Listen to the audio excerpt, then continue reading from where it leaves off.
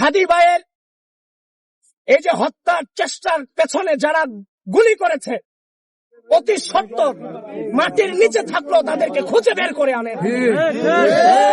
জাতির সামনে কাল শব্দের এই জাতির শত্রুদেরকে এই জাতির সামনে আপনারা উন্মোচিত করেন। আমরা দেখতে পাচ্ছি ইতিমধ্যেই হাদি ভাই এখনো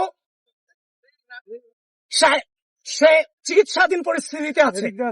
আমরা ভেতরে দেখছি একটা নির্দিষ্ট গোষ্ঠী ইতিমধ্যেই হাদি ভাইয়ের অসুস্থতাকে কেন্দ্র করে, তার হামলাকে কেন্দ্র করে সেটা সুযোগ সুবিধা কিংবা রাজনৈতিক ফায়দা নেবার জন্য ইতিমধ্যে জুলাইয়ের ঐক্যবদ্ধ শক্তির বিরুদ্ধে তারা আঙ্গুল তোলার অপচেষ্টা করে যাচ্ছে, মমক্রেসি করার চেষ্টা করছে।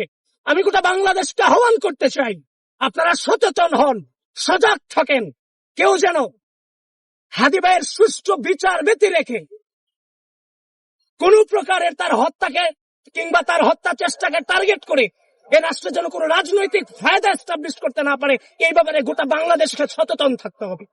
স্বাধীনতা অর্জনের চেয়ে স্বাধীনতা রক্ষা করা অসংখ্য কঠিন। আমরা কোনোভাবেই একটি স্থিতিশীল গণতান্ত্রিক বাংলাদেশের পথে আমরা যাচ্ছি। এই মুহূর্তে কোনোভাবেই এই রাষ্ট্র গণতান্ত্রিক চর্চার দিকে ব্যাহত হোক, এটা আমরা কেউই চাই না।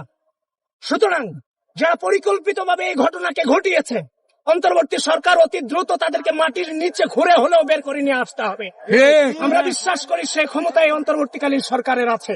গোটা বাংলাদেশকে আহ্বান করছি, কোন প্রকারের মবকৃষিতে না ঘা আসিয়ে আমরা বিচারের পক্ষে ঐক্যবদ্ধ হই। সরকারকে আমরা আহ্বান করছি, অতি দ্রুত কালপ্রিটকে এই জাতির সামনে আপনারা নিয়ে আসেন। অভ্যুত্থান পরবর্তী সময়ে কিন্তু স্বৈরাচার বিভিন্ন ভাবে রাষ্ট্রের স্থিতিশীলতাকে ব্যাহত করার জন্য বারংবার ষড়যন্ত্র চালিয়েছে। আমরা দেখেছি কয়েকদিন আগে চট্টগ্রামেও এমপি প্রার্থীকে গুলি করা হয়েছে, ঠিক একই সাথে আজকে হাদি ভাইয়ের উপর আঘাত করা হয়েছে। দেখেন, আমরা সবাই গণঅভ্যুত্থানের পক্ষের শক্তি। এই জুলাই গণঅভ্যুত্থানে আমরা সবাই বুনাসলা ফিট করছি। আজকে হাদি ভাই আক্রান্ত হয়েছে, শুধু ব্যক্তি হাদি আক্রান্ত হয়নি, গোটা বাংলাদেশে যে জুলাই ঐক্যবদ্ধ জুলাই শক্তি তারা আমরা আহত হয়েছি এবং আক্রমণের শিকার হয়েছি। আজকে শুধু হাদি ভাই নয়, আমরা ঐক্যবদ্ধ জুলাইয়ের যে শক্তি সকলে আমাদের জীবনের নিরাপত্তা নিয়ে হুমকির মুখে আছে, শঙ্কিত আছে। প্রিয় সাংবাদিক বন্ধুগণ, এই জুলাই গণঅভ্যুত্থান পরবর্তী সময়ে রাষ্ট্রের স্থিতিশীলতা বজায় রাখবার জন্য গতকালকে নির্বাচন কমিশন একটি গণতান্ত্রিক বাংলাদেশ বিনির্মাণ করবার জন্য গতকালকে যে তফসিল ঘোষণা করেছে, এর পরের দিনে আজকে যে হামলা হয়েছে, এই বাংলাদেশকে স্থিতিশীল করতে চায় না কারা, এই বাংলাদেশে নির্বাচন চায় না কারা, পতিত সরকার চায় না।